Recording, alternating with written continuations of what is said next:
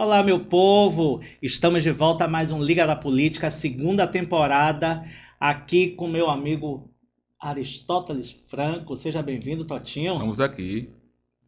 Agora apresenta nosso convidado ilustre. Com certeza, esse homem demorou para vir, a gente fez inúmeros convites, mas a hora certa chegou.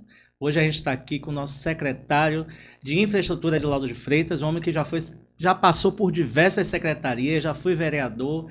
Esse homem tem a história para contar aqui para a gente. Carluxo, seja bem-vindo, Carluxo. Obrigado, agradecer a você, né, nesse convite extraordinário aqui da Liga da Política, né? Esse podcast que está fazendo o maior sucesso na cidade, levando boas informações. E claro que é uma honra estar aqui com vocês, né? Você, Ari Mesquita, o grande Totinho aí, parceiro de longas datas. Uma honra estar aqui. Isso, me colocar aqui à disposição de vocês, viu? Eu tenho a primeira pergunta a fazer. Fique à vontade. Já vai assim, Já. começando, já Eu vai. quero saber o currículo de Carluxo aqui. É. Você falou em secretaria, você Sim. é vereador, eu quero saber quantos mandatos de vereadores, quantas secretarias você já passou, quantos governos você foi secretário. Totinho, nós fazemos política há um tempo, né? Aliás, a política nos chama, não é nós que somos cidadãos, né? Precisamos exatamente participar da vida da nossa cidade, nosso estado, nosso país. Você sabe que nós temos uma história de operário, petroquímico, de sindicalista, né? Em 2005 a gente... E aliás, lá atrás, olha, eu fui candidato pela primeira vez aqui em Lauro de Freitas em 88. Provavelmente vocês não eram nascidos, viu? Ali não sei não, mas você já era. Você vê o seguinte, em 88 fui candidato. Tive uma boa votação, mas naquele momento, um jovem ainda, aquele orgulho da juventude fez com que a gente saísse. Era um número de vereadores, poderia ser 3 vezes o número, né, Câmara, né, na disputa. 11 candidatos, poderia sair 33 nomes. A gente botou apenas 11. Um pouquinho, diga assim, de inocência e um pouquinho de arrogância também, né? Arrogância da juventude. E você percebe o seguinte, nós tivemos uma ótima votação, mas não logramos êxito, né? Em 90, nós compomos também uma chapa PT, PSB, PCdoB para deputado estadual, né? Ali era só uma composição naqueles tempos difíceis, né, da política coronelista, e a gente teve dificuldade, mas mesmo assim nós tivemos um momento bacana. E a nossa vida é essa, né? 2005, claro, continuando todo esse processo, a gente, em 2004, começamos a trabalhar, aliás, em 2002, né? Um governo de 16 anos, e havia um cansaço social, né? E principalmente os partidos mais à esquerda, que tinham até contribuído para esse governo, que levou aquele período, e nós, em 2012, começamos a trabalhar, né, um grupo de partidos, 4 partidos, era PSB, PT, PCdoB e PDT, uma composição para discutirmos a cidade. Isso resultou em 2004, vindo Moema para a campanha, era deputado estadual, e a gente consegue, diga assim, uma vitória, né, esplendorosa. A votação ela não foi muito grande, mas a gente disputou com o grande nome da cidade, né? Filho de um grande deputado, um cara que realmente eu tenho muito respeito por ele, embora estejamos de lados diferentes, mas eu tenho um respeito muito grande por ele. Importante isso. E nós tivemos aquela questão ali, né? De estar todo mundo do outro lado, ainda tinha camisas, né? Estava todo mundo do lado de amarelo do outro lado. E o pessoal saía cantando na rua, Moema é 13, porque o outro era 11, né?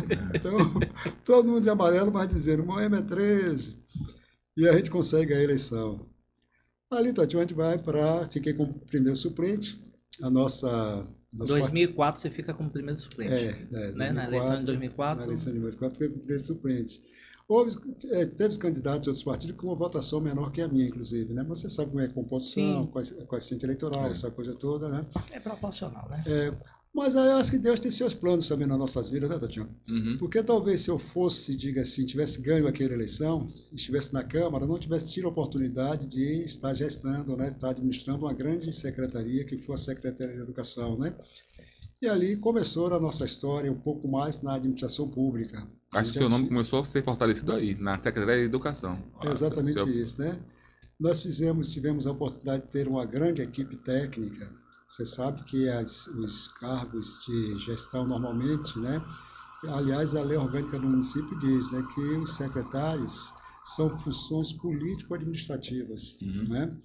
Eu tinha tido alguma experiência assim, mas não na área pública, né? Eu era operário do polo petroquímico, eu era operador pleno do polo petroquímico, mas antes tinha passado em algumas outras empresas também, né? Eu estive em Paz Mendonça, subgerenciei uma boa loja, uma loja grande. Depois estive na Contreal, questões técnicas e montagem industrial limitadas, também fiquei numa área administrativa, mas não tinha nada a ver com a causa pública, né? Então você não veio da linhagem da prefeita, né? Polo Petroquímico, a prefeita veio Polo de lá. petroquímico, todos nós, né? Nesse período, nós fizemos parte do sindicato do Cinequímica, participei daquela grande greve de 85, né? Pela primeira vez, parou um polo petroquímico no mundo, um polo, né? Um conjunto de empresas que conseguimos. Ali estava o nosso grande senador hoje, Jacques Wagner, trabalhava na Nitrocarbono, estava Rosenberg, que era da Nitrofest, hoje deputado, estava Rui Costa, hoje ministro, né, que trabalhava na Copene também, na empresa que eu trabalhei, a gente em áreas diferentes, né? Ele era um técnico, né, na área de projetos, né, e eu estava como operador industrial, né? Eu era operador industrial pleno nesse período. E ali foi a grande relação, né? Você sabe o quê? Dos movimentos sociais, do seu bairro, da sua rua, vai para o quê? Para alguma participação no movimento, diga assim, estudantil. Não liderei nada no movimento, mas participei de algumas coisas, né? Depois a gente vai para uma grande empresa como a Copene, que hoje é Braskem, e lá a gente se envolve na causa, diga assim, da defesa dos trabalhadores. Nós somos levados, né? A política, ela nos leva. Você não nasce, a não ser que você já seja, diga assim, sua família seja uma família de políticos, né? E aí, normalmente, é aquela questão, se seu pai é empresário, você normalmente será um empresário, Exato. né? Se seu pai é um médico, ele quer que você, pelo menos, caminhe um advogado. Isso é natural das famílias, né? As famílias, elas se orientam seus filhos para aquela causa que ele abraçou e dá certo, ele quer que dê certo para seus filhos também. Mas no nosso caso não foi assim. Nós fomos levados pelas circunstâncias da vida e pela necessidade de estar contribuindo socialmente nesses momentos por onde passamos. Legal. Talvez eu não tenha lhe respondido, porque você falou por onde eu passei, né? Então, 2004, aí a gente vai, 2005, vai para a Secretaria de Educação. Projetão, trouxemos resultados bacanas. Naquele momento, a educação estava, diga assim, com grandes problemas. Tivemos até aquela escola, a Esfinge, lá em Areia Branca, né, que ficou entre as 10 piores do país, né? O MEC não quis dar zero lá na avaliação, né? No IDEB. Não quis dar zero, deu 0,1. A gente ficou entre as 10. Apenas 10 escolas do país ficou naquela situação. Deu Jornal Nacional, deu... Mas isso foi fruto daquela gestão ou das gestões anteriores? Das gestões anteriores, pelo fato de que o resultado saiu quando a gente tinha apenas, eu acho que 7, 8 meses. Porque era resultado anterior, né? Resultado anterior. Mas você não pode dizer que é resultado anterior, né, Tiotinho? Você está na cidade, você vai assinar comigo. Não. E algumas coisas, como eu falei, Deus é tão bom que eu perdi a eleição, fiquei na primeira suplência, porque se eu fosse para a Câmara de Vereadores, talvez eu estivesse lá brigando para ser vereador até hoje, não tivesse tido a oportunidade de estar em outra área que eu acho que nos deu a possibilidade de nos mostrar, né? É isso que eu ia falar. É isso que eu ia falar, Carlos. Você parece que quando você não tem o mandato é o momento que você mais faz política, né? Que você está nesse bastidor, sendo secretário, trabalhando em diversas áreas, mobilizando as áreas, fazendo articulação política, que é o que você sabe fazer muito bem. E ganhando experiência, né? O cara que foi secretário de Educação, secretário agora de Infraestrutura, secretário de Desenvolvimento Social, secretário de Desenvolvimento Econômico, e é enorme o nome dessa secretaria. Era Secretaria de Desenvolvimento Econômico. Secretário de Cultura. É isso que eu digo, e haja currículo, né? Você na Bahia é um dos poucos que tem esse currículo, que pode dizer assim, é aquele jogador coringa, né? Se não tem, joga Carluxo, qualquer posição Carluxo desembola. Nós somos um soldado, né, Arê? Nós somos um soldado das causas sociais, né? E a gente não... Eu sou um pouco destemido também, né? A gente não tem que ter, diga assim, dificuldades em aceitar desafios. Eu acho que eu tenho, diga assim, muita adrenalina e às vezes essas questões, ela me impulsiona.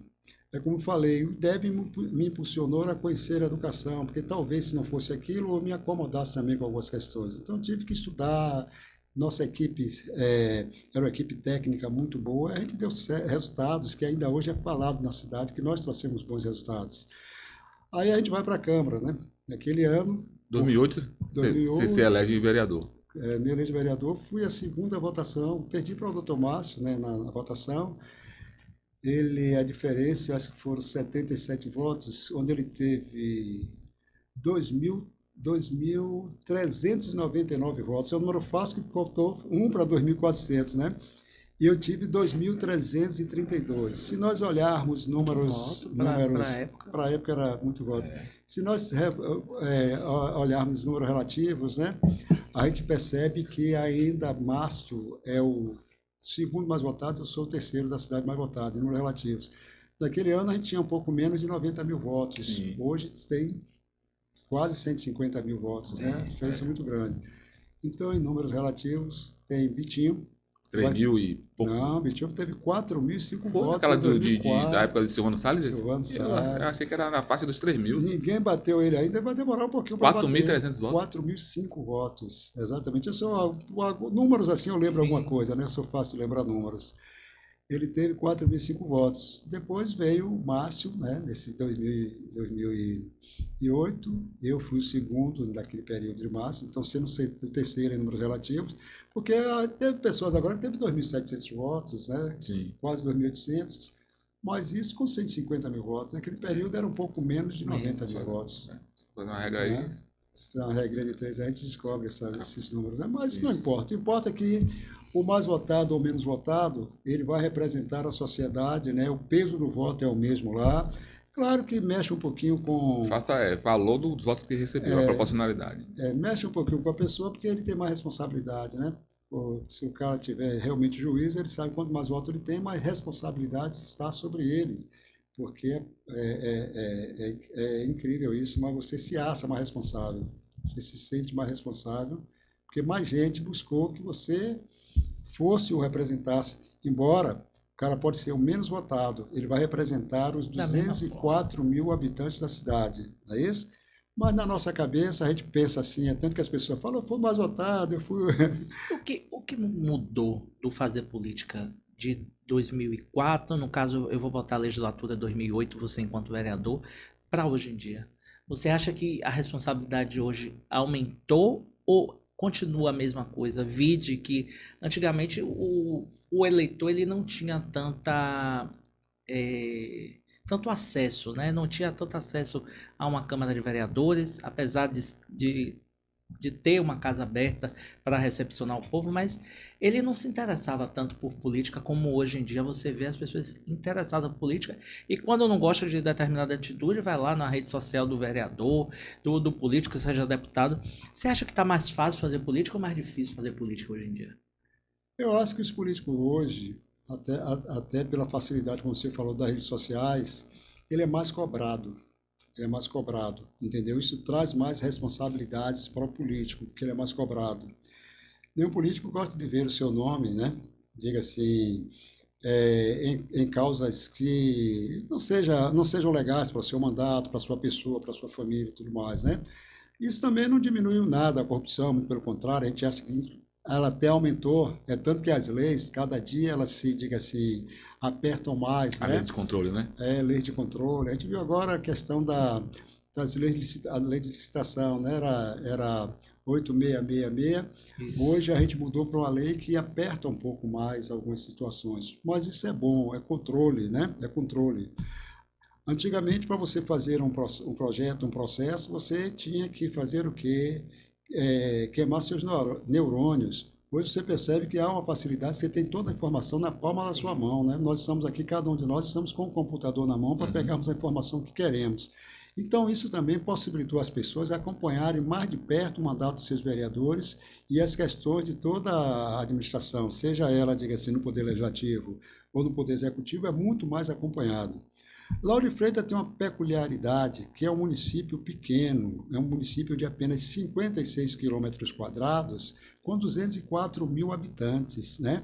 Talvez seja, diga assim, uma das cidades do Brasil mais densamente povoada, porque é muito pequena para Acho que tanta tá aí número gente, 1 mesmo, Carlos. né? Número De um, né? intensidade. De densidade demográfica, né? Então, isso faz com que, exatamente, todo mundo é político. Você vê que aqui nós temos hoje 30 partidos aproximadamente, 30, não sei, talvez vocês possam me ajudar, e você percebe o seguinte, 30 partidos, cada um pode botar 22 candidatos. Aí o cara, ele preside o time de futebol dele, mas ele acha que é bacana ser político, ele vai melhorar o futebol. Eu acho isso bacana também, porque isso democratiza as possibilidades, né? Todo mundo pode ser vereador, todo mundo pode ser secretário, isso é aprimorar um pouquinho o seu conhecimento, isso aí. Hoje você tinha muito mais dificuldade de estudar, você tem menos, né, menos dificuldade para estudar, e você pode adquirir conhecimento se você quiser. E aí você percebe o seguinte, eu acho isso bom, porque de uma certa forma igualou a todos nós. Não existe mais aqueles caciques políticos, né, onde o cara manda e você obedece. Antigamente a gente fazia o seguinte, tinha que, nas convenções partidárias, já vinha lá cartas marcadas, quem é candidato, quem não é, de que forma, qual coisa e tal. Hoje todo mundo disputa igualmente, né, e eu acho que é correto. Democratizou mais essa questão de que as pessoas podem sim sonhar em ser candidatos, né? E quem quer ser candidato, com certeza tem algum propósito, quer melhorar o seu bairro, melhorar o futebol, melhorar, diga assim, a sua rua, melhorar a escola do seu filho, melhorar o transporte escolar, certo? Cada um tem as suas bandeiras, como a gente chama, né? Bandeiras.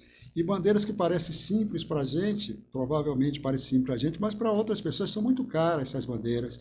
E ele pode ter a oportunidade, sim, de fazer com que essas bandeiras possam ser levantadas por ele com mandato de vereador ou qualquer outro mandato que ele queira, né? Eu acho importante isso. O que você avalia? Você agora, né, tem 15 dias como secretário de infraestrutura? Está se aproximando de 15 dias, 15 né? dias, né? A CEINFRA é uma das pastas que é mais criticada aqui no governo Moema Gramacho.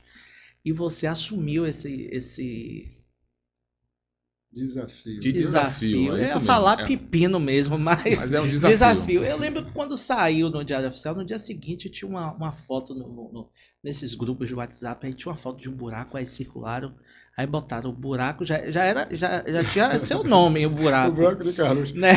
Paulo Andrade, né? Meu amigo. Não, mas não foi só ele, não, mas eu vi outra. Eu digo, como é que é para você, né, assumir, né, uma responsabilidade como essa, em um ano eleitoral, né, que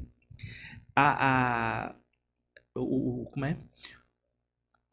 Os sentimentos, né, fervem, né? Principalmente as cobranças triplicam. aumentam. Como é para você assumir esse desafio numa pasta que é extremamente cobrada no município? Como foi para você assumir isso e quais perspectivas que as pessoas podem ter e esperar de você?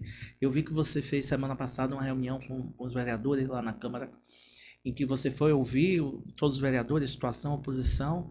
Como é que está esse momento dentro da secretaria? Aí é o seguinte, como você falou, um desafio, né?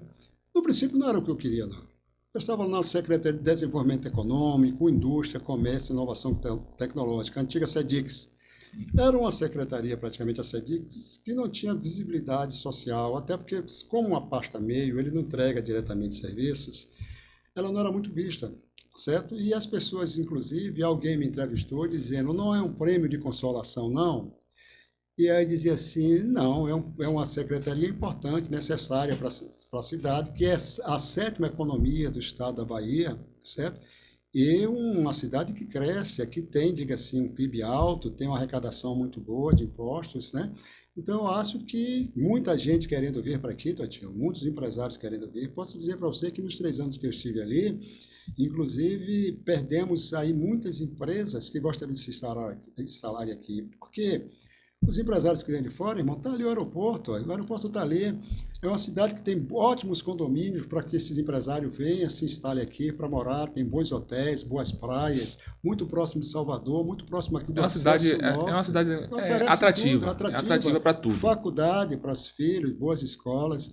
Então, é uma boa cidade, sim, para se morar, né? Hoje, se a gente fala em segurança, mas segurança está difícil em tudo quanto é lugar. Aqui nós temos 3 batalhões, temos a Choque, temos a 81, temos a 52, temos 3 delegacias, Centro, Portão e Itinga. Então, nós temos uma delegacia, aquela coisa da... Corpo de Bombeiro. Corpo de Bombeiro. Nós temos, diga-se, a delegacia de mulheres, né? Maria da Penha, tudo está aqui funcionando. Então, é uma cidade boa, uma cidade que se atrai mesmo, né? Eu vejo Lauro de Freitas como a cidade mais atrativa da Bahia, por conta de todos esses predicados que você deu de próximo ao aeroporto, Salvador, praias, ali, polo petroquímico aqui, Aratu, ali, Porto de Aratu, tem tudo né? aqui. Simões Filho ali, o setor industrial de A Simões riqueza de Filho. naturezas que nós temos De aqui, natureza. naturais. Aí você vê o seguinte, Tio, então nós perdemos várias empresas para Simões Filho e Camaçari por falta de áreas Foi de feito terra, exatamente. esses são os motivos. Esses são os motivos, porque quando os empresários chegam, a primeira coisa que eles querem é uma contrapartida para se instalarem na cidade. Qual a contrapartida? Normalmente são áreas mesmo. Eles querem, né, cessão. Cedeu aquela área, tá? Vamos lá, o polo petroquímico praticamente é todo em cima disso mesmo. A gente viu a Ford, né? A Ford chegou ali, se instalou, depois ficou o tempo que quis, foi embora, voltou para o Estado, que ali é terra do Estado. Depois foi levado para aquele local, a BID, né, que é a chinesa, né? Então você percebe o seguinte, aqui é a mesma coisa, nós perdemos muitas empresas, nós estamos buscando agora com a Condé a possibilidade de ter área, né? Estamos nas tratativas, a Condé tem 5 milhões de metros quadrados de terra aqui em Lauro de Freitas, né? Muita terra, né? Pode ser explorado ou são áreas Pode de preservações que não podem ser tocadas, né? Não, De pode, quilombo. Pode. Quilombo não pode tocar Exato. realmente. E quando se oferece alguma área ali para o pessoal cai fora, né? Porque não vai mexer em áreas que tem, diga-se, essa questão problemática. O empresário não quer problema. Ele quer se instalar, ficar tranquilo, fazer o que ele tem que fazer, dar os empregos, pagar os impostos, vender seu produto e fazer bacana aí. Isso é natural. E a gente estava muito confortável lá na SMDE, muito confortável mesmo, né? Fizemos um grande congresso aqui, você viu, né, de tecnologia, né, inovação tecnológica, trouxemos 30 praticamente cidades estiveram presentes, vários prefeitos, e foi algo bacana. Mas a gente estava confortável lá, dando visibilidade. As pessoas dizem, não, existe uma secretaria que não é prêmio, como disseram lá atrás, não é mais uma secretaria criada, mas é necessidade do município, com a pujança que tem Lauro de Freitas, ter uma secretaria para recepcionar os empresários e aqueles que queiram aqui chegar e construir seus negócios aqui. Então, existe lá a Secretaria de Desenvolvimento Econômico. A gente tem uma relação boa com a Secretaria de Desenvolvimento Econômico do Estado, secretário Ângelo Almeida, e algumas coisas chegou por ele, mas a gente não conseguiu. Nesse conforto que estava, aí a prefeita nos chama para estar na CEINFRA, né? Tinha passado os 2 secretários e tudo mais, né?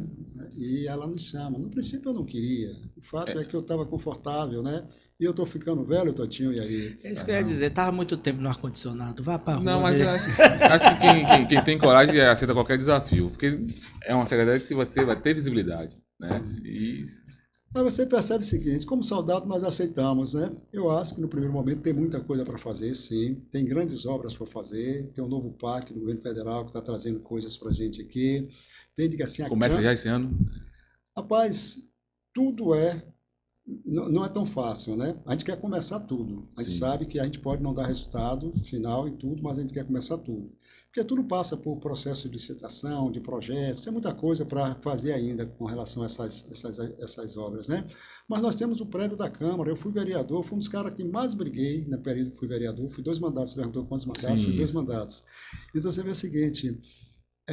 2 mandatos, porque eu não disputei em 2016 e 2012. Né? Senão, seu mandato foi consecutivo, 2008 e 2012. 2016 eu não participei, porque eu tenho problema de enfermidade, eu não participei. Eu ia falar mesmo de 2012, que eu vou fazer umas perguntas de 2012. Tranquilo. Seu nome em 2012 foi ventilado fortíssimo, junto com Chico, de você ser o candidato a prefeito. Não teve esse zoom na cidade? Teve. Seu nome estava bem, como o jovem, bem no hype, né? Na cidade. Carluxo, até falando, Carluxo e Chico e Carluxo. Se botar essa chapa é imbatível. Mas não foi possível, né? Eu acho que a prefeita, ela tinha naquele momento, né, direito de escolher o seu sucessor, ela estava, né? Eu e Chico ficamos um pouco, diga assim, naquele momento, né? Aceitamos bem, mas a gente sabe que se fôssemos nós, Chico e eu e Chico, botar assim mesmo, bem popular, né? Poderia ser ele na cabeça de chapa ou poderia ser eu. A gente estava conversando muito, mas eu acho que não foi o nosso momento. O cavalo, como diz, passou selado e nós não montamos, e até porque nós somos muito disciplinados, entendeu, Tatiana? Sim. E aí, tanto Chico como eu resolvemos, né? Alguém dizia, não, vai para a ruptura, sai candidato. Mas a gente Naquele momento vocês tinham lideranças junto, e... tinha começado junto um projeto, mas não foi aquilo, mas nós achamos que contribuímos sim para que para aquele momento também, né? Não me arrependo, claro que a gente diz assim, pô, podia ser diferente, né? Mas não pode ficar olhando para o retrovisor, não. É tocar para frente mesmo e fazer o que a gente sabe fazer, entendeu? E é isso. Então o desafio está aí.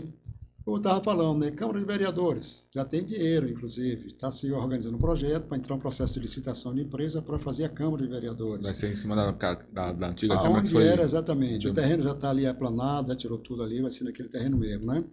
Então, maravilha, né? Pô, o projeto é bonito. Já pensou, eu passei pela Câmara e construí a Câmara, está lá, né? Dizendo assim, pô, Carluxo deu uma contribuição de fazer a Câmara. Mas a gente sabe que vamos começar, não sei se a gente consegue terminar, mas vamos começar a Câmara sim.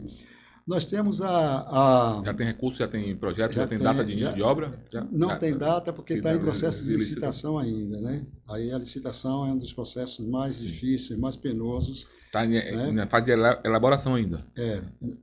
Não, já está na fase de projeto, já está na fase de organização para licitação, né? Para abrir o concorrência. Projeto todo vai para abrir concorrência e tudo mais. Já vai ser publicado aí para aqueles que se interessarem. Já está bem adiantado o processo para que a gente possa, né? Dinheiro já tem. Porque eu acho que um dos grandes problemas dessa legislatura aqui foi a questão da Câmara estar num local sem muito acesso ao público. Ali acho que foi... Terrível. Muito ruim. Foi triste essa legislatura por conta daquele... Muito apertadinho, confinado. O pessoal está ali confinado, E a Câmara... Não tem acesso, o povo não tem acesso. E a Câmara é um local de debate democrático, de que o povo tem que estar lá mesmo, o povo tem que estar aplaudindo ou vaiando o seu... Com respeito, com segundo cobrando, não passar do limite. Do processo democrático, eu acho que a vaia também, ela não é, né? A vaia é uma forma de você dizer assim, poxa, você está desaprovado nisso aqui, mas o cara... Você vê... A vaia é a coisa eu sou Bahia, tem muito tempo que eu não mando Fonte Nova. Mas quando o Bahia está perdendo, a gente dava. O time ia acordar. Fez um golzinho, a gente vai lá e. A mesma coisa na política. Os munícipes, eles querem isso, eles querem as boas obras, eles querem as boas ações. Ele vai agora, você faz uma pesquisa, hoje você está em baixa, mas você consegue apresentar resultados, daqui a pouco ele está lhe aplaudindo, lhe dizendo. Ele fala não, também, tá Carluxo, que Lauro de Freitas, como a 7ª maior economia da Bahia, é uma vergonha a gente não ter um prédio à altura da cidade, né? É uma vergonha também a gente não ter, a gente ter abandonado o centro da cidade, que hoje em dia você passa, é um deserto aquilo ali, que movimentava em dias de sessão, era dia de terça e dia de quarta, que hoje em dia é uma vez na semana apenas. Então, uma série de fatores desencadeia também para a crítica, né? Da demora na construção disso, né? Além, eu não sei se o projeto contempla o memorial da Câmara de Vereadores, né? Museu, fazer tem junto um museu, o museu da Câmara. Tem isso. O projeto contempla. E ele para você, seria uma honra que a gente começasse e eu conseguisse entregar isso, né, juntamente com a prefeita, entregarmos essa obra pronta, né? Temos também a questão da orla, né, que é um problema sério aí, mas a própria justiça também travou algumas situações, houve aqueles embates com os barraqueiros. Hoje a gente tem uma dificuldade, inclusive, de fazer com que alguma coisa avance, porque os barraqueiros, mas vai ter um momento que vai ser por amor ou por dor, mas vai ter que se fazer sim. Algumas situações já estão na mão do juiz federal, né, que eu acho que é Carlos Dávila, isso. E essas coisas acontecendo, já há recursos, já há projeto também, né, só falta processo licitatório, que Moema está correndo atrás. Agora mesmo saí da reunião, quando eu cheguei aqui, em cima do horário, porque nós estávamos na casa dela, com todo um grupo de técnicos discutindo esses processos de licitação e adequando esses processos à nova lei, né, que agora é a lei 14.133, né, que mudando a lei anterior. E isso vai estar acontecendo. Além de que, né, a questão da Gerino de Souza Filho. A gente sabe que a Gerino de Souza Filho, hoje ela desafoga a Estrada do Trabalhador. Se fez a via metropolitana, mas a via metropolitana ela não pegou muito bem, porque tem pedágio, essa coisa toda. Você sai lá na BA-093, né, que é estadual, lá na CIA Aeroporto, é isso? Sim. 093 aquela. sai ali, então você roda um pouquinho mais, então o pessoal quer passar aqui por dentro e não pagar pedágio, né? Essa duplicação da Gerino vai começar ali do... Bambuzal lá do aeroporto. Vai ser entroncada lá no... Ali da estação do aeroporto. Estação do aeroporto. Ali vem por dentro ali da Itinga, vai passar ali pela aquela que ele teve ali da Igreja Universal e vai seguir até o Jardim Caixa d'Água, Bambuzal, até chegar no Bairro Novo. Até entroncamentos justamente com a Metropolitana. Entroncando com a Metropolitana. O projeto está muito bonito, o projeto. Aí agora sim vai desafogar a Estrada do Coco. Vai ser via única? Vai ser via única? Não, vai ser dupla. Vai ser uma coisa muito bacana. Vai ter uns elevados. O projeto vai ter muita coisa bacana, né? É uma obra que eu acho que é para 35 milhões, alguma coisa assim, é um bom dinheiro, né? Agora isso é dinheiro federal também. Sim. Agora sim a Estrada do Coco vai ser desafogada. Vai ser desafogada. E a gente fica feliz saindo essa questão, né, que ainda não está completamente liberada. As outras duas que eu falei tá bacana, né? Mas essa, a gente muda a cidade de Lauro de Freitas, muda, né? E é isso. Mas o mais urgente agora é a gente trabalhar na conservação daquilo que já temos. E o nosso projeto é esse, né? Conservar o que as chuvas estragaram muito, né? Normalmente você tem um buraquinho, se você não vai, já resolve aquele problema, é como você sente uma pequena dor aqui, se você não resolve a dor que apareceu no seu fígado, aquilo ali pode inflamar, pode dar problemas, e a gente pode até morrer por uma questão pequena que a gente, né? É a mesma coisa da gia. Se você não cuidar dela, quando ela apresentou aquela fissurazinha ali, aquele negócio, ela vai aumentando, principalmente água, né? A gente sabe que a água é diga assim, o solvente universal de melhor qualidade, né?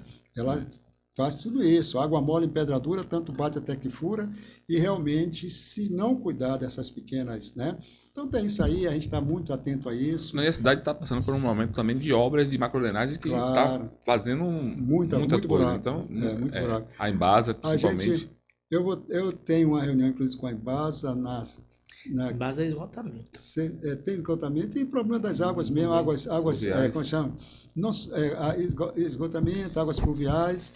Tem também a questão da própria rede de água, né? Que você faz ali no bairro, o cara vai ligar para um prédiozinho, alguma coisa, o cara furou, daqui a pouco não faz o negócio direito, está lá crescendo. Então, tem todos esses problemas que a gente tem que cuidar, né? E o que a gente está fazendo agora é a Operação Tapa Buraco, vocês viram que realmente está funcionando para caramba. Você falou, inclusive, sobre quantas equipes, né? A gente agora está com 10 equipes, com intenção de... Estava com quanto? Ampliou para quanto? Eram 4 equipes, a gente foi para... Chegamos, era 3 equipes, chegou a 9, mais 6, veio mais 6. Eu acho que hoje a gente trabalhou com 9 ou 10 equipes, não tenho o número exato não, mas para a semana a gente vai trabalhar com 12 equipes. A gente precisa aproveitar um momentozinho de sol, sabe que asfalto só pode colocar ele quando está tudo sequinho. Aí você chega ali, os caras chegam ali, limpa choveu. Mas se aquela água não secou daquele lagarzinho, o pessoal chega lá com aqueles vassourões, limpa e tudo mais, joga aquele negocinho, mas ele não cola suficientemente, fica aquele negócio ali, mas ele não está colado. O carro vai passando, vai estragando tudo de novo. Vai tudo embora, né? Então é necessário que tenha sol. Além das praças, a gente vai estar trabalhando nas praças, estamos com um processo de licitação que já deve estar bem avançado aí, que é passeios e meio-fios, né? Para a gente fazer isso também. Caixas de drenagem, né? A gente quer dar uma melhorada nisso aí, ver limpeza constante, fazer uma programação de limpeza constante, botar mais equipe também para trabalhar, para fazer as limpezas, né? Você viu aquela questão ali da rua lá atrás, que o pessoal reclamou muito, ali perto do estádio, né? Aquela rua ali ali existe crônico ali existe um processo de contrapartida daquele condomínio, né? Rapaz, existe o processo de contrapartida, mas lá dentro tem uma lagoa, que lagoa não se entra em contrapartida nenhuma. Sim. E águas pluviais, você sabe, sempre corre para o rio, para os pontos mais baixos. Se tem uma lagoa lá, essa água que chega ali, que é água de chuva, ela tem que ter a possibilidade de ir para a lagoa. Fizeram alguma coisa lá, eu não sei se já tiraram, porque eu disse, né, que de uma forma ou outra nós vamos entrar para resolver o problema. Porque não dá para a gente prejudicar a cidade. Tem uma lei aí que a gente nomina Lei das Águas, e o nome da lei é essa mesma, né? Onde você não pode, diga assim, aprisionar o curso natural das águas. Se ela passa dentro da sua propriedade e o curso é aquele, você tem que permitir exatamente que as águas passem por ali. E a prefeitura, ela pode sim entrar e fazer com que isso seja cumprido. É uma lei federal, né? Então, eu acho que nessa situação aconteceu alguma coisa lá, né? Porque aquilo ali não, as águas não saíam nunca, ficava tudo ali aprisionada. Talvez as minhas falas um pouco mais agressivas, não sei se foi isso, né? Porque você tem que ter coragem, o gestor tem que ter coragem. Você não pode só pensar no voto, não. O voto é resultado do seu trabalho. Até porque eu não preciso de 204 mil votos, eu preciso de alguns votos, não preciso de 204 mil. Então, claro que às vezes você descontenta alguém para contentar a maioria. É assim que a democracia funciona, né? A gente vai respeitar as minorias sempre, né? As igualdades que você dá à maioria, você tem que dar à minoria. Mas, às vezes, se há uma necessidade de você descontentá-la pelo bem coletivo, você vai fazer isso. É por isso que tem a lei que lhe permite desapropriações e essa coisa toda, para que você faça grandes obras. Né? Claro que tudo isso dentro de um processo legal. A gente já sentiu o resultado aqui nessa grande obra aqui de macrodrenagem, porque o volume de água que caiu agora nessa última semana, eu moro aqui, nessa rua aqui, há muito tempo. E já vi vários alagamentos, de entrar água em casa. Né? E é o volume que caiu aqui, essa obra que fez aí deu resultado, porque se não tivesse essa obra aí, com certeza tinha transbordado. Tinha transbordado. Estamos fazendo também essa questão, inclusive ali em frente à novela, né? Tem aquele negocinho ali. Rapaz, eu soube até de um motivo aquele acúmulo de água ali. Aqui naquela novela ali, né? Que desce ali do atacadão e vem aqui. A água toda importa naquele lugar e não tem para escoar. Tem um negócio ali dentro que o cara fecha que faz a água não escoar. Eu sou lá dentro da antiga novela, que hoje é Ferreira Costa. A gente precisa saber sobre isso, porque ele não pode fazer isso. É como falei, né? Algumas informações a gente não tem ela completa. Eu ouvi dizer, é um caso para ser investigado, porque não acontecia aquilo ali. E agora, parece que quando saiu de novela e acho que vendeu para Ferreira Costa, tem uma coisa que fecha lá, que escoava essa água e hoje está fechado. Não, sendo assim, nós vamos notificar a empresa que ela não pode fazer isso. Inclusive, ela está cometendo um crime. Isso é crime. Se ela estiver fazendo, ela está cometendo um ato criminoso. Ela não pode fazer isso. Mas aí tem que primeiro investigar, verificar se é. Já estão buscando também possibilidades. Fazendo treta. Eu vou falar, porque eu moro ali capaz. Mas aqui eu acho importante. Eu acho importante a comunicação é isso. Então, aí, a gente chega aqui destemidamente, sem ofensa, claro, sem, né? Mas falar o que nós queremos, o que vocês querem, né? É consertar a cidade.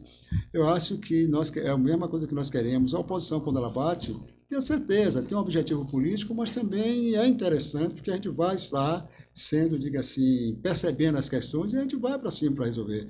Eu não tenho medo de crítica, né? Eu tenho medo da falsidade, da deslealdade.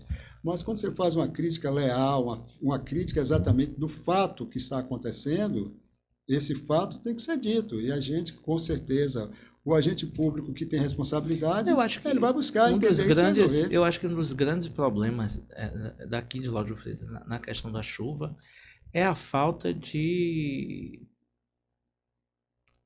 fiscalização na hora das construções. Né? Existem muitas construções que são feitas, como aí o Totinho falou, dessa construção, e que depois, quando acontece a chuva, melhorou de um lado. Por exemplo, aqui, né, na Beira-Rio melhorou. Aí já vai para um outro lado que já começa a alagar. Né?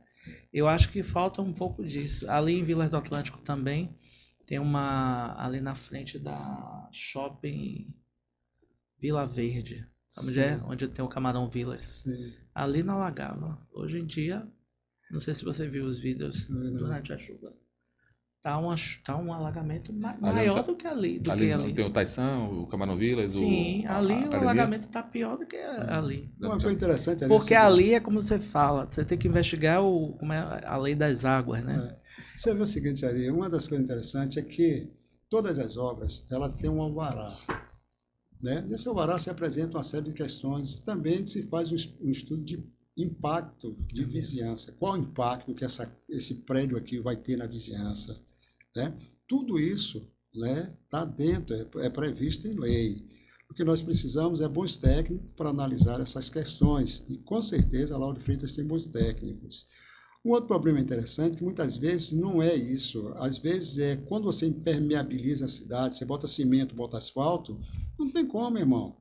A cidade é uma cidade plana praticamente, aqui é planinha, tem poucas depressões na cidade.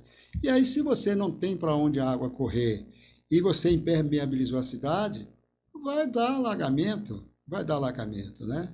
Não é diferente disso não, pode ter certeza que não é diferente não. fator impermeabilização, né? Isso não é um fato particular de Lauro de Freitas, né? A região metropolitana toda sofre com isso aí. Se você vê, tem imagens de Salvador, Simão de Filho, todo teve, nessa chuva de agora, Camaçari, alagamentos em várias ruas. Não é uma coisa particular de Lauro de Freitas. Dá uma olhada em São Paulo, como é que está, rapaz.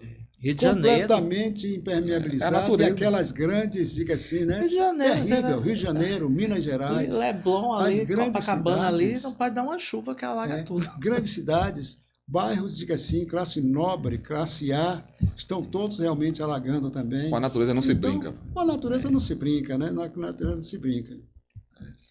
Carluxo, a gente teve mês passado o fim da janela partidária, né? Em que as pessoas de mandato poderiam ir para um partido e outro. Como é que está o PSB? Como é que está, como foi montado o PSB agora para poder, este ano, enfrentar as eleições de 2024? Vídeo que você é o presidente municipal do PSB. Sempre foi, né, Carlos? Não, era Solange, uma época, foi Solange. Não, sempre foi PSB. Eu fui antes do MDB, glorioso MDB, naquele tempo, Ulisses Guimarães e outro, né? Diga assim, direto às Quando você se lançou em 1988. Viu? MDB lá Cortei sua pergunta, desculpa. 88 eu já fui PSB, né? Porque na verdade, já foi PSB. Em 85 tinha aqui MDB, tinha PSB, aí teve uma disputa, Leão e o ex-deputado Adelmo de Oliveira, falecido Adelmo de Oliveira, eles disputaram a indicação dentro do PMDB, né? Ainda era tudo no papel e tudo mais. E aí Adelmo perdeu para Leão, mas não se conformou exatamente com a forma como foi feito na ocasião, né? Foi natural da política mesmo, mas não se conformou. E aí os partidos estavam naquela abertura democrática, os partidos estavam se organizando. Aí fomos buscar, eles foram buscar, diga assim, ele foi buscar o PSB, ele tinha relação, né, com o pessoal nacional, tudo mais da esquerda nacional, e trouxemos o PSB em 85. E aí nós disputamos. Foi Adelmo de Oliveira e o Ótiques, né, que trabalha na Câmara hoje, foi vereador também por aquele mandato maior, né, que foi 6 anos de mandato, 6 anos, período, né, de 82 a 88. E aí você percebe o seguinte, em 85, aí a briga de Leão e de Adelmo ganhou Paulo Rosa, né. O Paulo Rosa foi um brincalhão também, ele não se interessava muito pelas coisas da cidade, e cumpriu aquele mandato, que era tampão também, de 3 anos. Né? Ele cumpriu aquele mandato de 3 anos, e depois, não tinha reeleição ainda, ele botou um nome, né? Se não me engano, até de uma vereadora, não me lembro se de uma vereadora da cidade, que era vice dele, acho que era Itamar de Oliveira, se não estou enganado, saudosa, não sei se ela é falecida. Não, é viva. É viva, Itamar. É porque eu perdi contato, extraordinária. É viva. Eu gosto muito dela, tenho um carinho especial pela vereadora Itamar Oliveira. Tem uma escola aqui com o nome dela, né? Tem. Ali era uma creche dela, ela mesmo mantinha aquilo, depois foi municipalizada. Vice-prefeita, né, da cidade. Foi, Aí você vê o seguinte, não sei se foi ela candidata naquele ano, e aí ali eu entrei no PSB e não saí mais. Então, 88? 85. 85. Praticamente o tempo todo no PSB. 85. Você percebe o seguinte, rapaz, os partidos, se você for olhar, diga assim, os documentos partidários, né? Os documentos de formação partidária, todos se parecem, né? Todos primam pela democracia, educação, saúde, papos e tal. Só que a forma de pensar essas coisas de um partido por outro é diferente. E alguns se aplicam um pouco mais, outros menos, né? Mas, se você for olhar, é mais ou menos isso. E eu acho que essa coisa de todo dia você ficar mudando de partido, até há uma descredibilidade, né? As pessoas não acreditam tanto. Pô, o cara está buscando o quê? Se dá bem, por que estava aqui? Por que não brigou internamente? O cara tentou na possibilidade do cara ser presidente, do cara participar da direção. Muita gente não quer participar de uma direção de partido, não, Tati? Aqui são As poucas pessoas. As pessoas querem os partidos organizados para sair candidato. Ver qual é o melhor cenário para ele. Não tem identidade com o partido. E uma outra coisa que eu acho ruim aqui no município, que é um município pequeno, como nós falamos no início, que todo mundo aqui é político, e os partidos ultimamente aqui, se você olhar, se tornou, diga assim, agrupamentos de momento. Essa é a crítica que eu faço o tempo todo. Você vê, olha, quantas pessoas que foram candidatos vão sair de novo candidato agora pelo próprio partido que o elegeu. Existe, como você falou, a janela partidária, que todo mundo pula para onde está mais fácil se eleger.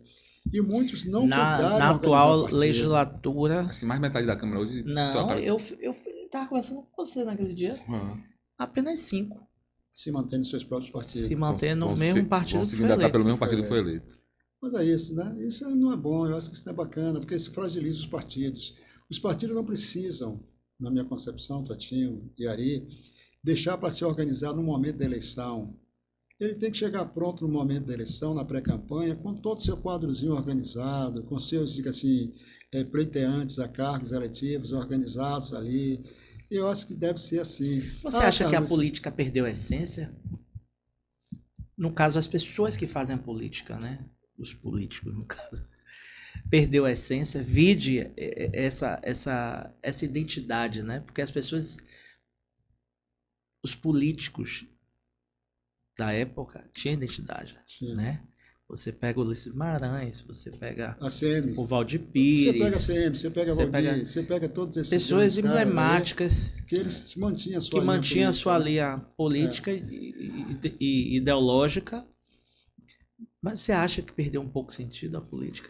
Na verdade é o seguinte, o nosso sistema de governo, né, ele precisa, né, diga assim, por exemplo, Lula se elegeu praticamente no primeiro momento, primeiro turno, esquerda realmente, né? Estava ali o pessoal de esquerda, tinha o centro e tinha a ultradireita, né? Eu acho que a direita é extremamente positiva, o extremo é que é ruim, a ultradireita é péssima, não dá nem para conversar com os caras. Mas a direita, ela é um movimento positivo, ela pensa diferente de você, mas ela é democrática, ela tem respeito por você, tem respeito pelos seres humanos, como seres humanos, nas suas variantes várias, religião, o vice-presidente diga assim, propostas sexuais e tudo isso. Acho que o radicalismo de qualquer um dos lados não é presta, né? Tudo isso. Então você vê o seguinte, a extrema ela é radical, ela é nesse sentido, né? Ela é perfeitinha, né? Perfeitinha, porque não há perfeição, muito pelo contrário. Você acha que existe uma extrema-direita aqui no Brasil? Existe. Bolsonaro é extrema-direita, companheiro. Bolsonaro, pô, os caras que estão lá com o Bolsonaro e fazem um negócio de supremacia branca. O que é isso? Né? Aquele símbolozinho que aquele cara que estava atrás lá e fez, né, num momento como aquele ali, aquele símbolozinho, isso é extrema. Os caras estão aí praticamente, poxa, o nazismo, os caras, né? Muita gente da extrema aí, nazista mesmo, fazendo coisas, lendo, estudando, usando os símbolos, né? Diga assim, querendo extermínio de gays, querendo extermínio de negros, queremos extermínio de quem pensa diferente. Isso é extrema-direita. A direita não pensa assim. A direita, ela não pensa assim. Ela pensa exatamente, ela é mais pró-capital. Mas você não acha que esse pessoal que está pensando desse jeito, está surfando numa história que deram brecha e abriu assim para esse discurso radical, mas que de fato eles não são radicais coisa nenhuma, porque as práticas são as mesmas? Amigo, é o seguinte, olha, a gente diz o seguinte, eu sempre digo, o poder não modifica os homens, ele revela. Se você tem personalidade, você vai ter sempre. Às vezes você está escondido em uma casca que quando você tem a possibilidade, você se revela. O Bolsonaro veio para fazer isso. Ele revelou exatamente esse lado das pessoas que não tinham coragem de se apresentar, mas já pensavam. Porque a gente sempre teve preconceito, e hoje talvez seja até menos, porque hoje você aponta o preconceito, você pune o preconceito. Mas quanta gente sofreu de preconceito, quanta gente foi morto, quanta gente sofreu, perdeu emprego, deixou de trabalhar por conta de preconceitos. Isso existiu, isso existia, isso estava aí. Agora, Bolsonaro veio fazer o quê? Tirar isso aí, fazer com que essas coisas aparecessem. O discurso de ódio de Bolsonaro e da turma dele fez com que esse discurso aparecesse, né? E muita gente está aí. Alguém dizendo precisa defender o partido nazista. A gente sabe o que foi o nazismo, né, irmão? 6 milhões de judeus, mas foram todos. Se você olhar, diga assim, judeus, testemunha de Jeová, gays, lésbicas, negros, os caras queriam terminar, eles queriam a raça ariana, a raça pura, a raça dele, olhos verdes, mais inteligente, mais bonito, mais capazes, julgando as pessoas simplesmente porque ele tinha uma aparência diferente. A gente tem uma sociedade tão linda, né? Deus criou a gente de colorido, irmão. Nós somos o quê? Pessoas iguais, agora com cores diferentes, com formato diferente, somos únicos. Todos e nós temos humanos. que nos aceitar como somos. A extrema veio para fazer diferente, a extrema-direita. A direita não fez isso. E você me perguntou por que a política está assim. O sistema de governo, por exemplo, Lula, no primeiro turno ele foi o quê? ele só tinha partidos de esquerda com Lula, né? Partido de esquerda. Ele trouxe um cara de centro, que eu posso dizer que o Alckmin, que inclusive é do meu partido, que o meu partido é um partido de centro-esquerda, então você percebe o seguinte, ele trouxe o Alckmin, até ouvindo uma entrevista dele, né? Um cara extraordinário, governador de São Paulo por 4 vezes. Alckmin não tem ódio na alma dele, no coração dele. Ele tem um pensamento diferente. Mas os vice-presidentes de Lula sempre foram de centro-direita, né? Sim, mas é necessário. José de Alencar era de PL, né? Do partido do ex-presidente. Mas você percebe o seguinte, nosso sistema é necessário que você faça isso. Ele não pode ser radical no sentido de dizer, dizem que Lula é comunismo. Que comunismo, rapaz? Nem a China hoje é o mais comunista. A China é uma parte capital. Ele tem um sistema de governo, diga-se, mais fechado, porque é diga-se, a cultura dos caras é aquela. É como a Rússia. São países capitalistas. A China é a segunda economia do mundo, está invadindo o mundo, não com guerra, mas com dinheiro e com produtos deles que eles fazem lá, com tecnologia. Entendeu? Então você percebe o seguinte, não existe essa coisa de, são comunistas. Eu vou dizer para você, como a gente estava formando partido agora, porque precisa formar partido nesses momentos que a gente também sofreu a mesma questão das pessoas. Em 2020 você viu que eu perdi uma eleição justamente por isso. Né? Perdi uma eleição em 2020, foi isso, a gente estava organizadozinho. Aí saiu os caras todos do partido e a gente ficou como? E saíram no momento que não poderiam mais sair, que eles saíram no dia 14 de abril. A janela era foi dia 3 para a mudança de quem era vereador, dia 3, e deram até o dia 14 para que a gente fizesse a transmissão de lista. Eles botaram tudo com data retroativa, como fizeram agora também, usaram aquele prazo. Eu acho que não tem que ter isso. Fechou a data, o TRE tem que fechar mesmo tudo. Certo? O sistema tem que estar perfeito para que você, quando lançar os nomes das pessoas ali, ele entre naquele momento e acabou. Ficar protelando isso aí, irmão, é uma crítica que eu faço, sim. Porque quando se abre isso, o cara, às vezes, é o seguinte, o cara faz com data retroativa o processo. Como foi? Os caras saíram em 2020, saíram no dia 14 às 20 horas do partido. Como é que eu vou trazer mais alguém se a gente não tinha possibilidade?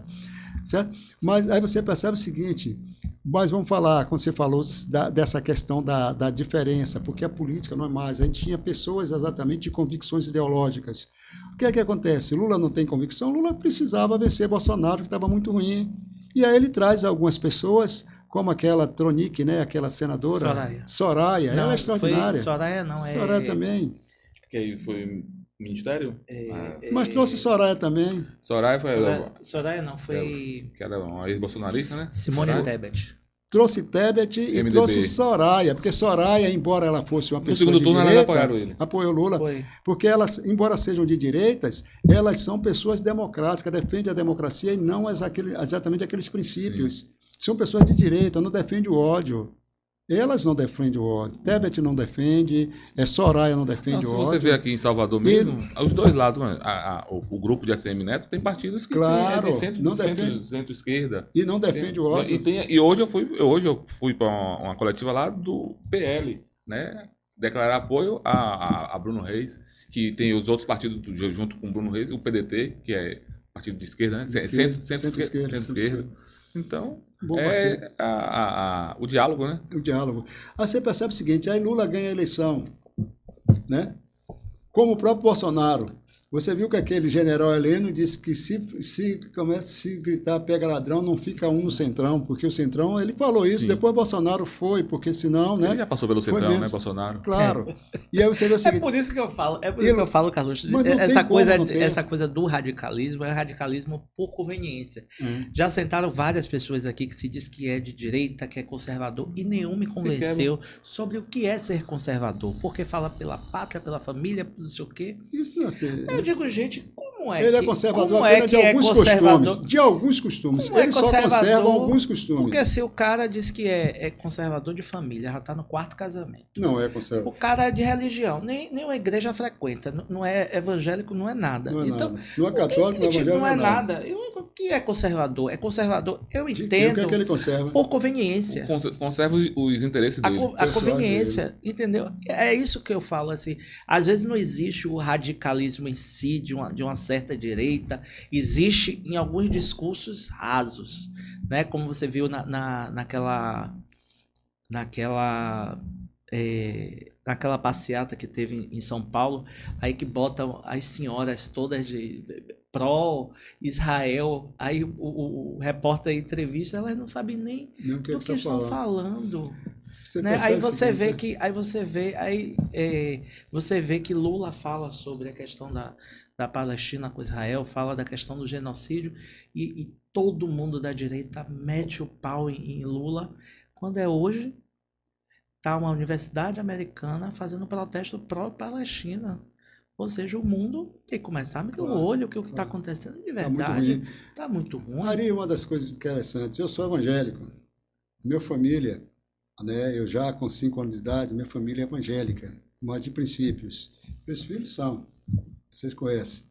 Mas você percebe o seguinte, nem os evangélicos, né, porque não é isso, a Bíblia não fala em radicalismo, a Bíblia fala em julgamentos, a Bíblia não fala muita coisa que está ali, é exatamente descontextualizada. E aí você percebe o seguinte, os caras ficam muitas vezes defendendo os judeus, dizendo os cristãos, os evangélicos, eles não sabem a diferença, porque os evangélicos, os judeus, eles crucificaram Cristo e não aceitam Cristo até hoje. Para alguns, Cristo foi traidor da religião judaica porque criou a religião cristã, uma outra religião. Só estudar um pouquinho sobre isso que vai verificar exatamente o que é que eles pensam, né? Claro que quando a gente vai, Israel usa muito isso, que lá é um país democrático, realmente, embora tenha esses radicalismos, que a gente sabe que aquilo ali é para ser, diga assim, abominado mesmo, o que eles estão fazendo lá, porque eles sofreram aquilo, deveria ter mais compaixão e não fazer o que está se fazendo, porque eles sofreram isso também. Devia trazer outro exemplo na própria pele. Poxa, nós sofremos isso, não vamos fazer isso com nossos irmãos aqui. Eles são irmãos, são parentes. Se você for olhar a história lá, você vai ver que aquele povo é parente, são primos aí, são parentes. E aí você percebe o seguinte, aí os evangélicos, claro,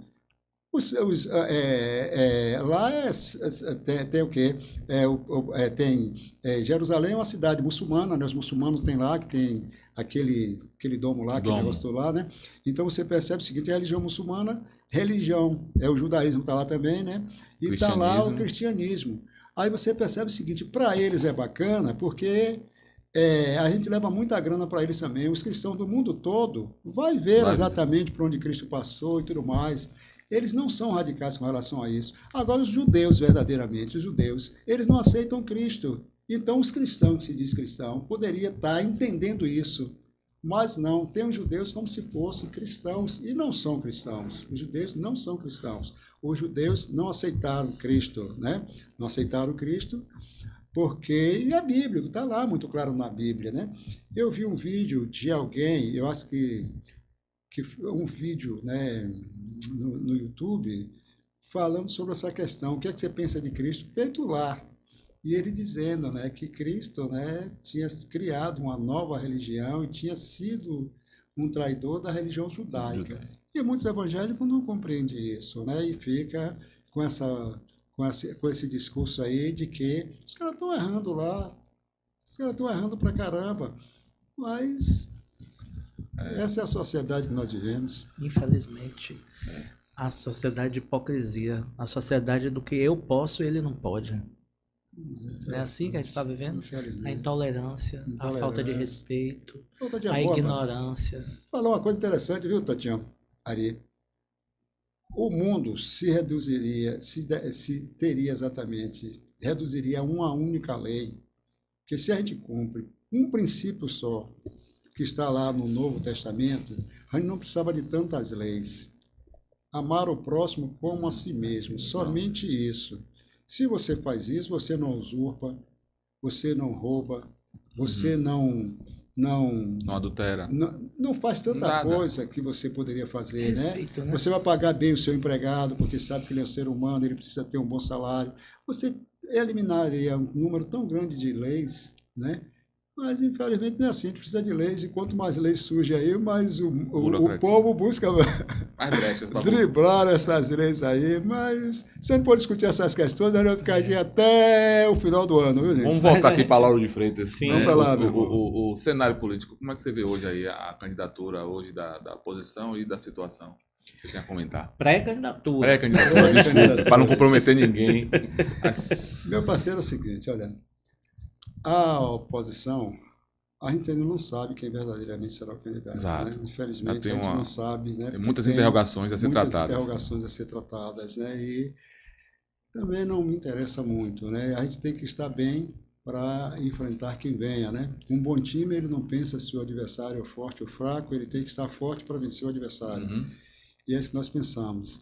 Na candidatura que está posta aí, que é pré-candidatura de Rosalvo, vocês conhecem o Rosalvo, né? Rosalvo é um cara, diga assim, preparadíssimo, né? Um cara que, menino ali do Jambeiro, de Areia Branca, né? E ele vai, busca as suas possibilidades, forma-se em direito, se elege vereador, 3 mandatos, 4 mandatos, é presidente da Câmara por algumas vezes, né? Eu tive o prazer de trabalhar com o Rosalvo, ser vereador com o Rosalvo, né? Naquele período 2008 a 2016. E a gente, quem conhece o Rosalvo sabe, é um cara que extremamente carismático, fácil de comunicação e se dá bem com todos os lados. Isso é importante, isso aí. Isso é importantíssimo. Ele dialoga bem com a pessoa mais simples lá da Tinga, com a pessoa, diga assim, que mora, né, mais abastada financeiramente, ele dialoga no mesmo nível. Assim como ele dialoga com todas as diferenças sociais, ele compreende a cidade.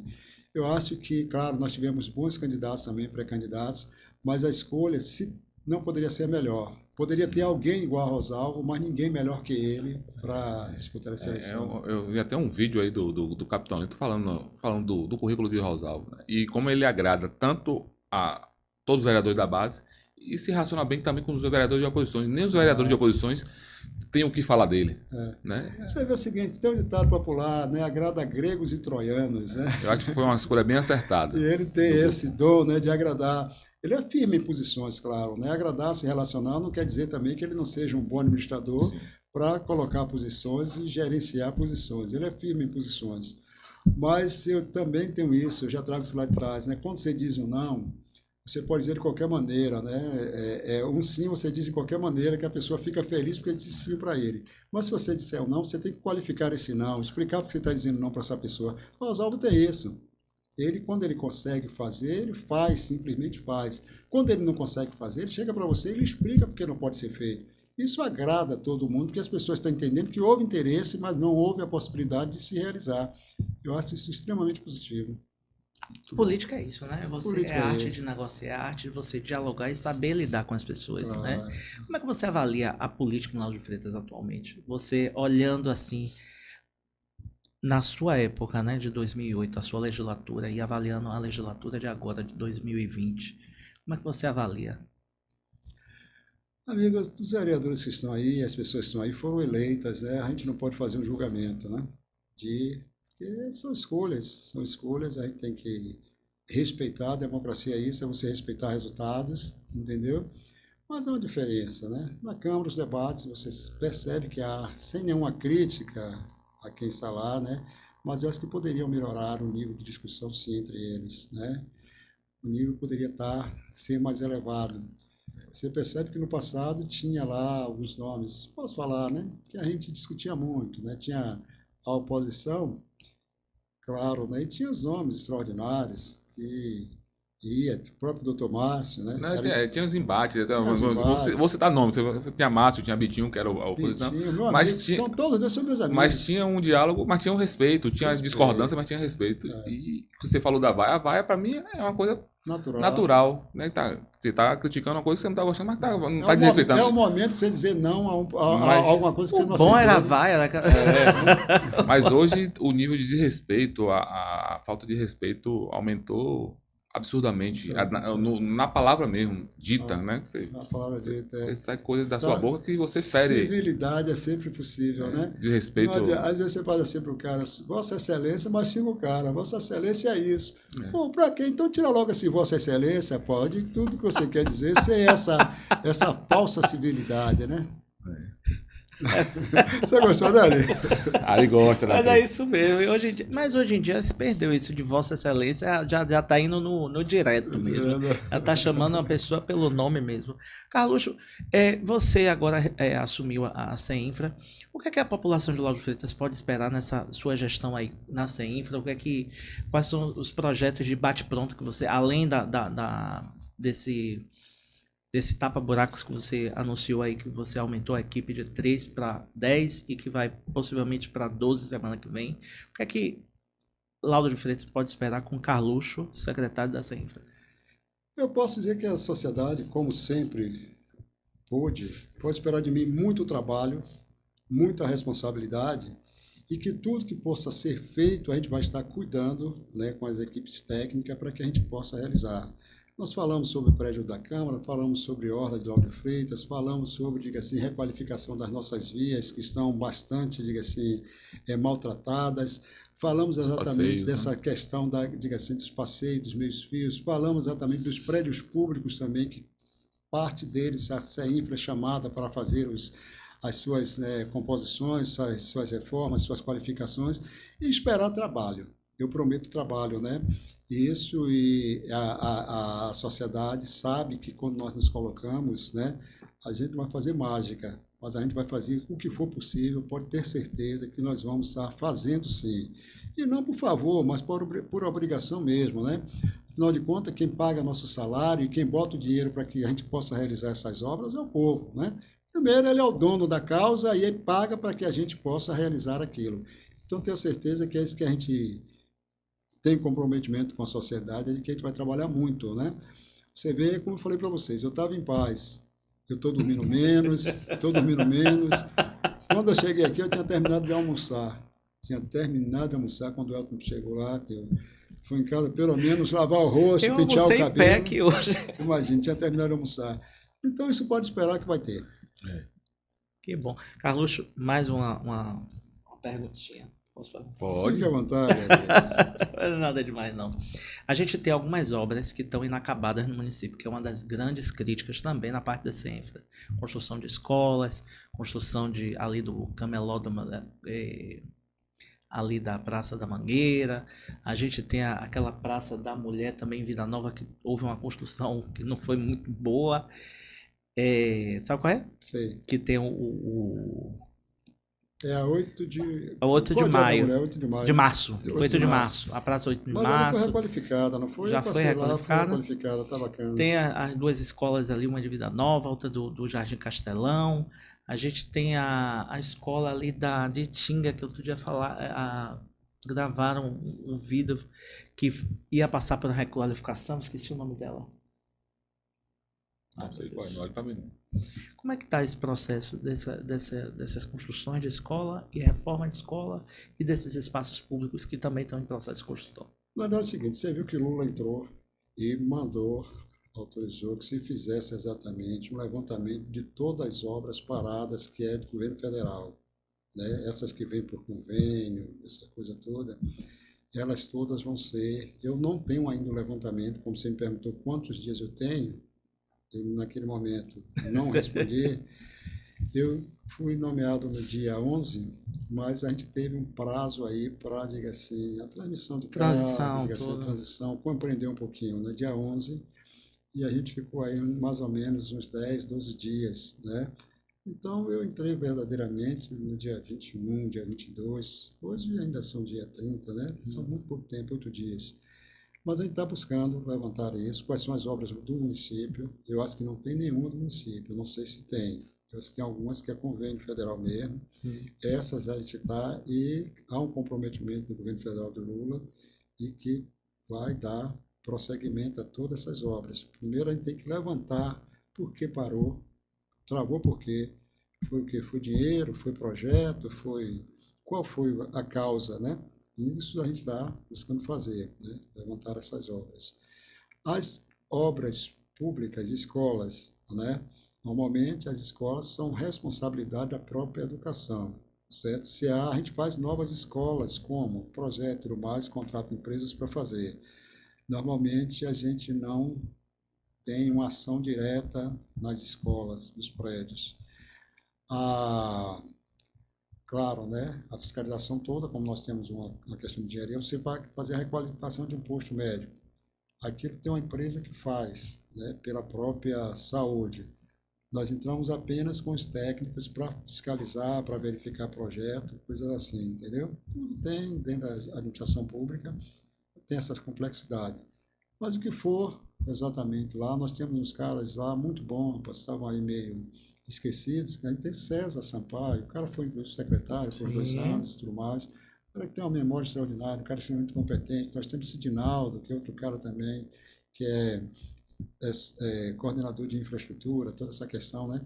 Então, esses caras, eu tenho conversado muito com eles, voltando, diga assim, a dar a eles a possibilidade de fazer aquilo que eles sabem fazer e fazem muito bem, entendeu?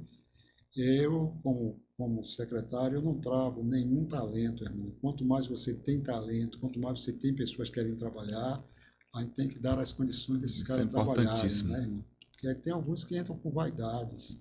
Não precisa ter vaidade, o resultado do trabalho é a cidade.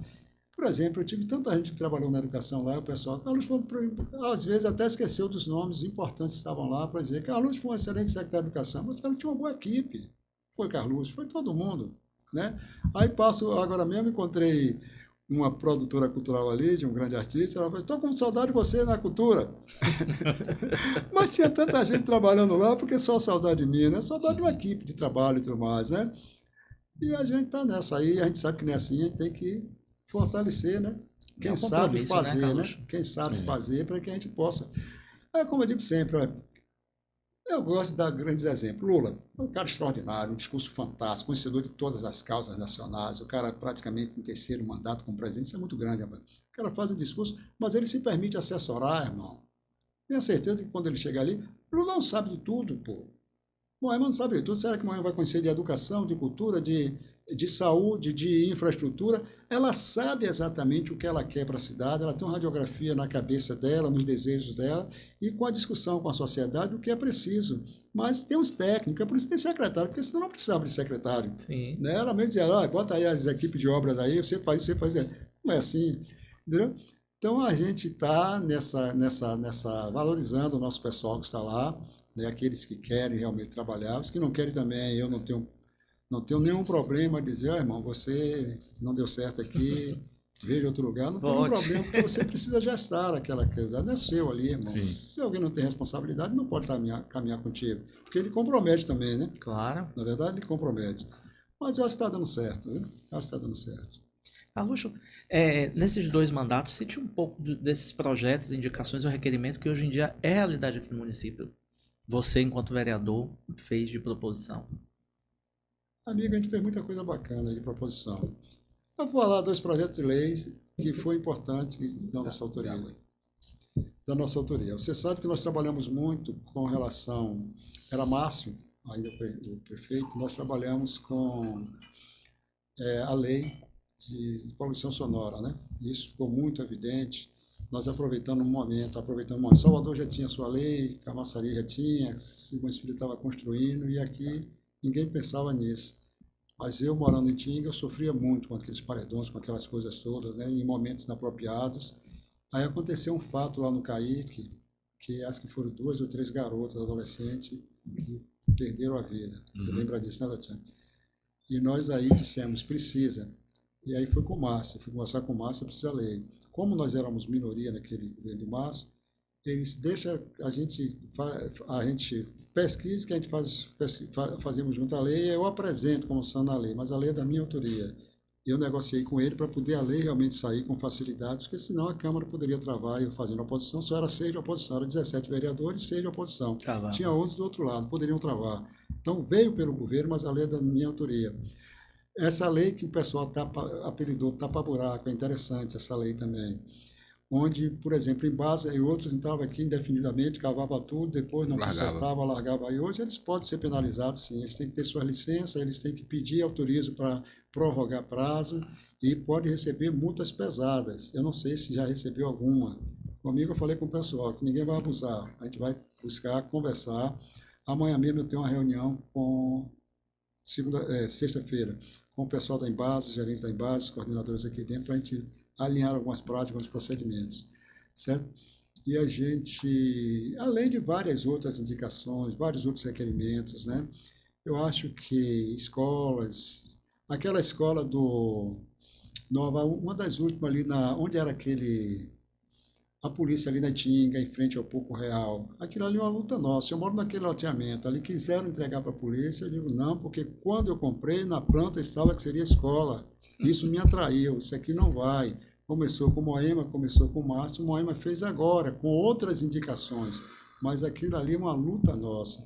Fora as escolas que nós fizemos, né? Naquele período, sabe, nós fizemos a Miguel Arraes, nós fizemos aqui em Goma, que é a nossa linha com uma telinha termite, nós fizemos aquilo lá, nós fizemos as creches, né? A creche Paulo Jackson, fizemos a Ana Montenegro lá no Pé Preto, lá em Portão, fizemos muita coisa, municipalizamos a creche de Djalma Ramos, que fecharia quando foi né? Então, muita coisa, né? Posso falar sobre isso. Você está falando do passado, do período que eu fui vereador, um pouquinho antes de ser vereador.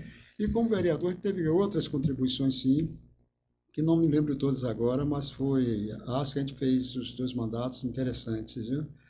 Interessante, deixamos algumas coisas bem afirmadas aqui para a sociedade. É por isso que a gente precisa urgentemente desse museu da Câmara de Vereadores para a gente saber dessas histórias, né?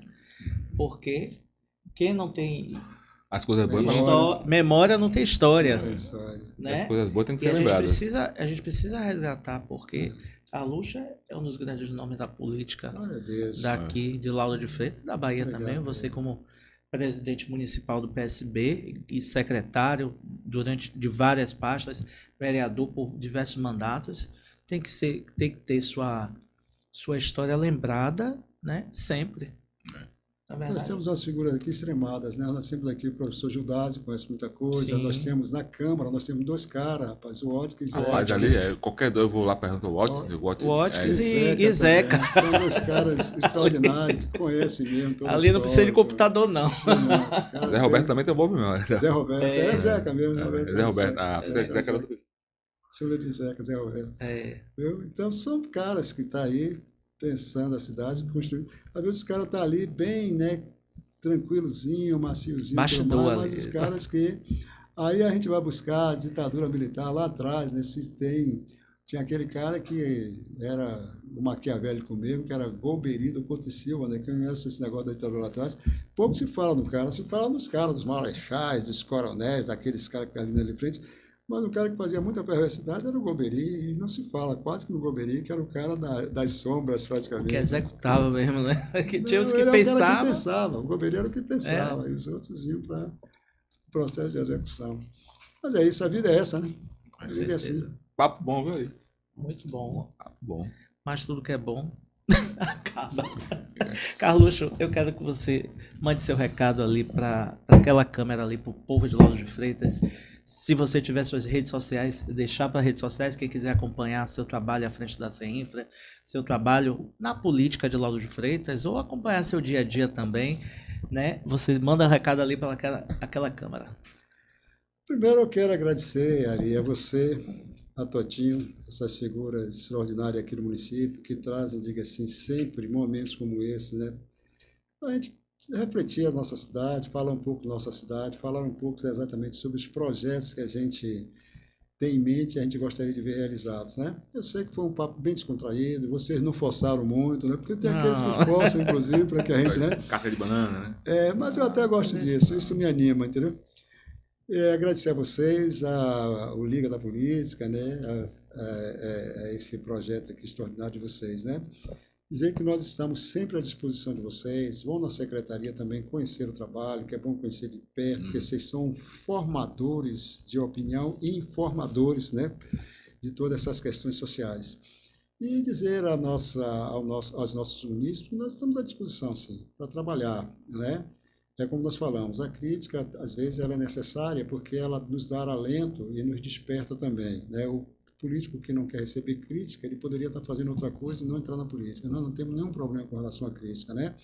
Porque a gente gosta de que as coisas sejam verdadeiras. Mas a gente está à disposição da sociedade e pode esperar da gente isso, né? Muito trabalho, muita força de vontade, muito estudo para que a gente possa dar resultados ao nosso povo, né? Fazer aquilo que vocês realmente esperam, né? Afinal, vocês são os nossos patrões. Com certeza. E a rede social, qual é? No Instagram, eu acho que é Carluxo PSB. Carluxo PSB. Mas esse Carluxo é primeiro, é com CH. Não confunda com o 01 lá, não. Esse daqui não é 01, não. O outro é o cara de luxo. É com X, né? O outro é o cara de luxo, embora seja com dinheiro público, né? Sim. Com as rachadinhas e tudo mais. Está lá, luxo, Luxo, né? Carluxo. O meu não, meu É não com tem nada não, CH. só com CH. Carluxo PSB lá no Instagram, quem quiser acompanhar um pouco do dia a dia, ver o trabalho de Carluxo à frente do PSB municipal, à frente da CEINFRA e conhecer um pouco mais do dia a dia dele. Carluxo, muito obrigado por você ter participado, aceitado ter participado aqui do Liga da Política. Totinho, tem mais alguma pergunta só a agradecer fazer? a presença aqui ilustre do Carluxo, essa figura histórica aqui. O Liga foi criado para isso, né? Os políticos aqui apresentarem suas propostas, Parabéns, contar a sua história. Contar a sua história. E divulgar para a sociedade. Conhecer o outro lado, sem agonia. Sem Estou sempre à nervosismo. disposição. Vocês sabem disso, né, Tatiana? Sempre à disposição de Sei vocês. Assim também Obrigado. como coloco à disposição, enquanto secretário, para qualquer demanda possível, a gente está aí para atender aquilo que a sociedade demandar. Obrigado. Obrigado. Meu povo, então, a gente fica por aqui. Até a próxima, se Deus quiser. Tchau, tchau. Tchau, gente.